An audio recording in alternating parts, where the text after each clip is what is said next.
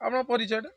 मो ना सुरेश त्रिपाठी, घर सरसदा, 8 पोस्ट सरसदा, भाया भंडारी पोखरी, डिस्ट्रिक्ट भद्रक। ଆପଣ କ'ଣ କହିବେ ଆପଣ ଯେଉଁ ଶିରଡ଼ି ସାହି ଏସ୍ଏଚ୍ଜି ଯେଉଁ ମଣ୍ଡି ଖୋଲିଛି ଏପର୍ଯ୍ୟନ୍ତ କେତେ ଟାର୍ଗେଟ୍ ଆସିଛି ଆଉ ଗଭର୍ଣ୍ଣମେଣ୍ଟ ତରଫରୁ କେତେ ଟାର୍ଗେଟ୍ ମାନେ ଧାନ ଉଠାଗଲାଣି?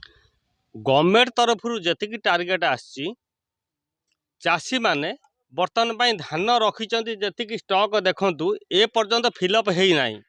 मु चाहूँगी कैमरामैन टिके देखे दिंतु जी बर्तमान स्टॉक अच्छी जदि आसंता काली वर्षा हो जाए ए धान को नब किए?